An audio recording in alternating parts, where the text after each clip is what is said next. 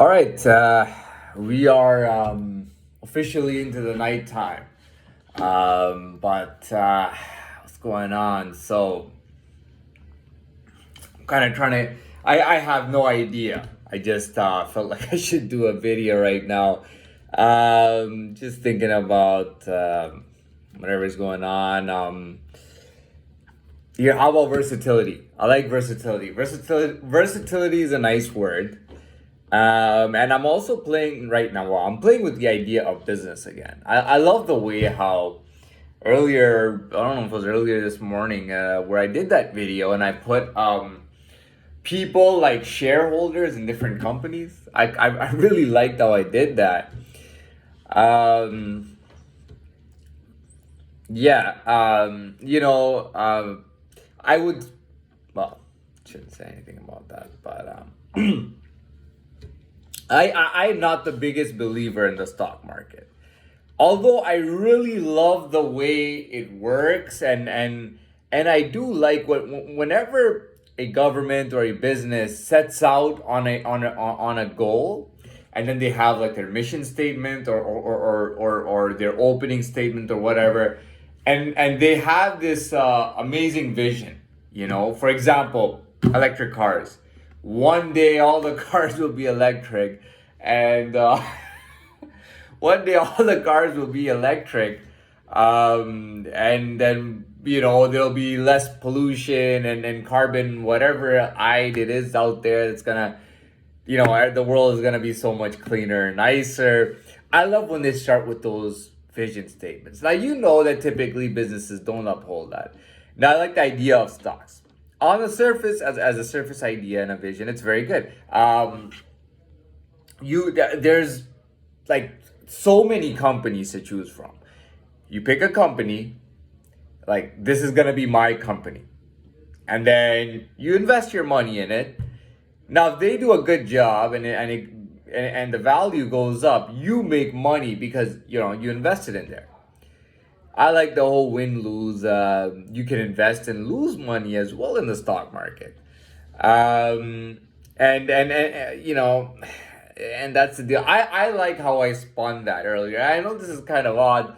Why would I be talking about a video that I did earlier on a new video? Well, I love how I did that. It was like, I talked about how different schools, we have that in everyone's life. You went to a school, a college, you worked at a place for many years or whatever the deal is, and that's just what I would say that my job, that the company I worked for which was a franchised and a nice and a decent hotel, where I worked in the kitchen from 8 to, like, right when I was waiting to get that that they call it secondary school in Canada. I was waiting for my secondary school diploma, my high school diploma to come in, and when it came in and I had it, I put it on my resume that I completed high school.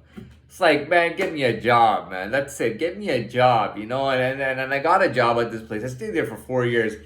That job was like a life killer for me. Like, it totally killed everything and everyone I knew.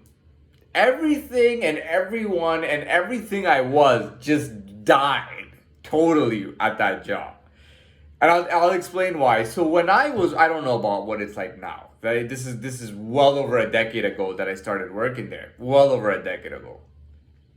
But when I got there, I was considered something special there. I'll explain why. I was only 18 years old, and I looked like a school kid, like a college kid, like a freshman, like a college freshman. Now I'm working in the kitchen. The I think that the next youngest person from me was in their 30s, and everybody was like 50 or 60 years old. Almost everyone in that particular kitchen area where I was working, or that kitchen job that we were doing, almost everybody couldn't speak English. I think there was maybe one or no, no, nobody could speak English there. Nobody could speak English, and in the whole air that nobody could speak English. The average age was about 50 something. Okay, the average age of the guys there was 50 something. There were no women, by the way. They were all men. There were no women, The average age was 50 something, and nobody spoke English. They had people from all over the world, but nobody spoke English. Now that particular hotel, because it's a franchise hotel, they do make an effort, and then I know American franchise hotels, no matter where they are in the world, they try to make an effort to get, like they want to hire people who are from that country, but their typical theme was that they like to hire people of different nationalities. And the whole point of that is to have an international feel. Now that was that hotel. Later on, I think a year or two into my job, this new hotel opened that was supposed to be better than our hotel. Okay, I'll be honest. It was called Shangri-La Hotel. It's still there. It is beautiful. I mean, if you look at, they have these Asian type structures there, absolutely beautiful. Now they only hired Asians, but get this, they weren't just Orientals that they were hiring. Although I believe that's ideally what they were looking for, was Orientals for the Shangri-La, because that's a specifically Oriental hotel. So they want to have an Oriental feel. Versus the hotel I was working for, which was trying to get an international feel. They wanted somebody from the Caribbean, Latin America, Europe, Asia, everywhere. You know what I mean? Now this place, Shangri-La, was supposed to be better. It's still there, I believe. It looks beautiful from the outside, but they were hiring people not just from the Orient, but other parts of Asia too. But their whole thing was that they were Asia focused. So wherever you were in Asia, they would probably be hiring for that. I don't know about other parts, but I know that they were hiring people from other parts of Asia. Anyways, I lost my whole. I shouldn't have even gone into the Shangri-La, but we had people from all different nationalities. Now, in the kitchen, everybody who worked there was typically older. And I'll be honest, the kitchen was not recommended for younger people. There were younger people. I typically did very good because they would come in.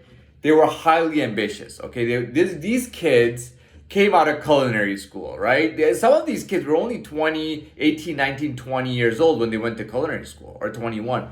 So after doing culinary school and getting their diploma, they land a job at a very nice hotel, and they are very ambitious. And ambition gets you really far. When you're young and ambitious and you're impressing the chef, he really likes you. I saw young people like that within 6 months landing a promotion or going to a nicer hotel within 6 months, just like that. If you're young, ambitious, and you're talented, talent goes a long way, by the way. These days, the whole culinary world has changed. It's a big deal. Culinary school is big, and if you do what do you call it? If you are talent actually matters, believe it or not. Talent matters. It's one thing to cook a McDonald's burger, but it's one thing when you're getting into like gourmet food and 5-star food. You know what I mean? Talent goes a long way. Believe me, man. Talent goes a long way. It's a big thing. To me, culinary is just like a skilled trade. To me, culinary is almost like a skilled trade. I would glorify. I think it's amazing. I love being around food. I just love being around food. And it was nice food, and I love being around it, and it was cool. After 4 years, I was like, I spent too much. But that was my life since I was a kid. I was always stuck at level 1. I stayed there for like 4 years. Nobody was bothering me. I was getting paid, and there was just nothing. And I had been in that environment already. But listen. Again, I went off track. I didn't go off track, but anyways, what I was trying to say was that this kind of killed my life, and I was actually looking to kill my life, and I wanted to kill. I wanted to kill my life because I was obsessed with finding my origins. You know what I mean? I knew that whatever my life was at that point was not me at all. It was nothing like me. It was like I was living like a whole different person. So I was like, man, I gotta find my origins, man. I gotta find out who I am. That job was a life killer, or a social life killer. Almost nobody there was young. And if they were young, if there was any young people working in the kitchen, like I said, they were culinary graduates, and they were very serious about their job. I mean, it looked like they were in the military more than they were in the kitchen. It looked like they were in the military. Every day they came with the clothes. Their uniform was beautifully washed. They had their own knife sets and their own everything, and they were just incredible. Okay, but there were people there who were older, and they just wanted to hang out sometimes. So they'd be working and they go, let's go for a cigarette, right? To go on some cigarette breaks, hang out, talk. Every now and then they're talk, whatever the deal is, you know. But these younger people were more work focused and career focused. I was not. I mean, you know, I was doing a shitty job, but I loved it because it was killing all the bullshit that they had said. It was like everyone else had made my future for me. This is gonna be your future.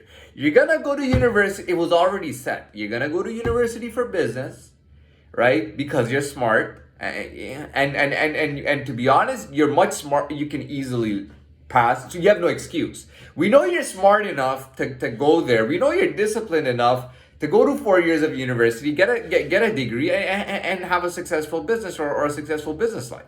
So you have no excuse not to do it. So I just kind of, that was my rebellion. You know, I don't rebel in the idea of let me get a hand grenade and just throw it out there.